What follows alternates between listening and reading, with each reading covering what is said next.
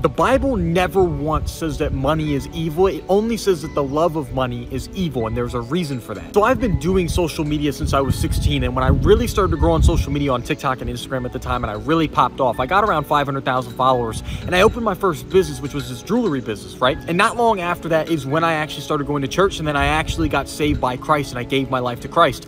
But I continued to run that business for a while, and there were people at school who would ask me, like, don't you feel like that's a conflicting thing? And I was like, what do you mean? Because the business was doing pretty well for a while, right? Like, there were some months where I made like 7, 8, 10 grand in a month. And this is at like 17 years old, which I know because of the internet, we feel like that's common now, but that's really unheard of. But they were saying it because I was Christian, right? I was supposed to be following Christ, but yet I was making all this money, right? Like, they were conflicting things, and that is not supported by the Bible at all. Whether or not religious folk want to accept it, your lifestyle should represent a lifestyle of abundance and success, not just financially, but in every single way. A video I made the other day was that it's disrespectful, in my opinion, if you are fat and you are Christian, right? Like, disregarding some, like, you know, rare health thing, right? If you constantly eat in a caloric surplus, you constantly don't exercise, and you look obese, that is disrespectful. You are disrespecting the temple, you are disrespecting God. But also, when you're looking to save other people, to help other people find Christ, they are looking through a worldly lens, right? Until you get saved, you don't have the spiritual eyes.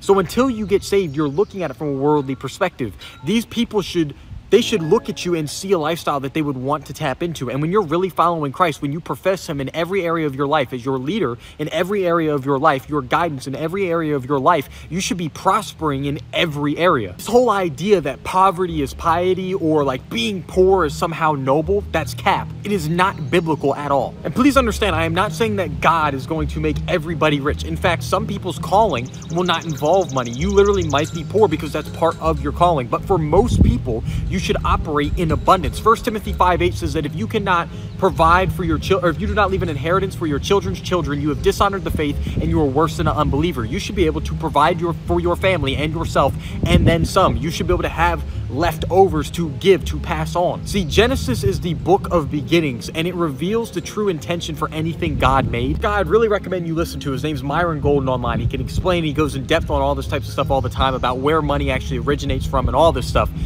But one thing I always found so interesting is people try and act like God didn't make certain people rich in the Bible. He didn't make actually multiple people rich in the Bible. The father of the faith, Abraham, was very rich in cattle, livestock, silver, and gold. It was very specific about that. It was not some spiritual richness. This is what I get so tired about hearing. Like, some people will be like, oh yeah, all the verses that are talking about prospering or like being rich, they're never talking about money. They're just talking about spiritual richness. Sure, okay. So you go into the next time you need food, go in and tell them, look, I don't have any money, but I have spiritual wealth. And see what they say. See if they'll give you some food. Is it a coincidence that the wisest man in history, his wisdom given on to him by God, was also the richest man in history? What's interesting too, there are so many promises of success and wealth building and stuff through Genesis, right, given to Abraham. And if you go read Galatians 3, it talks about through our covenant with Christ, because Christ died on the cross, through Galatians 3, it talks about this, that we are seeds to the blessing of Abraham, meaning everything in the Bible is now about us under blood covenant. It doesn't take that big of a brain to realize that the Bible just warns against the love of money, not the acquisition of it,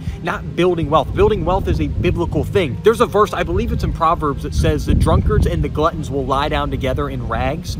If God wanted us to be poor, right? Just think about this, big brain moment. If God wanted us to be poor, why would the punishment be for the people that disobeyed his word be becoming poor? That doesn't even make any sense. If God actually wanted us to be poor, then the punishment for them would be getting money. And I know what people are going to say. I can already see it in my comment section as soon as this video starts to trend, even just a little bit. It's easier for the camel to go through the eye of a needle than it is for a rich man to enter heaven. First of all, you clearly didn't understand that verse, because if you took that in a literal sense that rich people can't go to heaven, I'm surprised when you read Matthew when Jesus talks about gouging your eye out or cutting off your hand if it causes you to sin. I'm surprised you aren't walking around with one eye if that's what you think that verse meant. What that verse is actually saying is, if you read it in context, is that man loved his money. It is the love of money that will keep a rich man out of heaven, because God has to be your #1 priority over everything. There is nothing that I would trade for my relationship with God, for my soul, for my spiritual walk with him. It's crazy too, because a lot of times when you talk about how money is like a Christian thing, it's not wrong for you to be Christian and build wealth, people get mad at that. And they'll say that like money is the most important thing to me, I'm a lover of money, all this type of stuff, right? It doesn't even crack the top 3. God, #1, my time and my family's time and freedom are the top 3. In Ecclesiastes, it writes that money is power. That's from the Bible. A few days ago on my TikTok and Instagram, I made a short form video saying that business is biblical, right? Because I started teaching business inside my private community. It's one of the things I teach inside. It's for young masculine men on Christ-focused self-improvement. You want to grow spiritually. You want to find your God-given purpose, grow your confidence, grow a business, grow social media online because, you know, like I have a lot of experience doing that. I hired a professional fitness coach to come in and do live calls each week and make courses to help people get like their favorite, like best physique that they want. And if you're interested in any of that, you can go check it out in my description below. But anyways, people got mad at me for saying that like I was a false prophet for saying that, or they got mad at me for saying business is biblical. First of all, Jesus's ministry was funded by the women following him who were running businesses. They were funding it through their businesses. Solomon, the wisest man in history, his wisdom was given onto him by God, ran a business.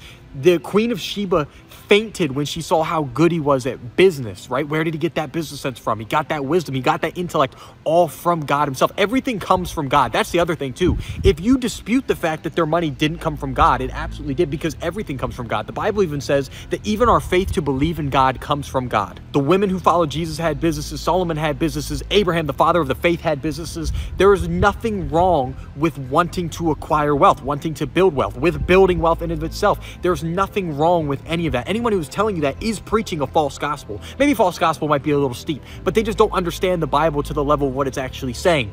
When you follow Christ, when you go into blood covenant with Christ, you are supposed to prosper and be in abundance in every area. And no one can dispute that. Every level of scripture backs it up. Old Testament, New Testament, Jesus said it. Every piece of scripture backs it up. Stop being scared of money. Stop being scared of wealth. It is only dangerous when you start to love wealth, when you start to love money, and you know you're starting to teeter on that line when you start to put God aside in order to try and go after that acquisition of wealth. When you start hurting others, when you start stepping on others to get to the wealth rather than stepping on your wealth to help other people, when you stop looking to serve others, that's when you know that money is starting to become your king, starting to become your idol, right? Exodus or Numbers, whatever it is, where they're out in the desert and they make the golden calf that they then start to worship, right? That's the idolization of something else. And once you start to do that with money, that becomes dangerous. That's what the Bible is warning about. That's what that verse in Matthew about it's easier for a rich man to enter it's easier for a camel to go through the eye of a needle than it is for a rich man to enter heaven. That's what that verse is talking about. But the acquisition of wealth is fine. The Bible even says, I forget what the verse is, but there is a verse that says Christians, or the wealth is stored up for the righteous, meaning the righteous are the ones that should have the word. Think about it. People are saying that you shouldn't have the money to be a blessing to other people. Christians should be the one with money, and it's about to start thunderstorming, so I got to wrap this up. But Christ-focused self-improvement is what I teach. Stay blessed. You can subscribe for more. I'm trying to post every single day. The free community and the King's Room, my paid community, which is fire. Go check it out down in the description. Stay blessed.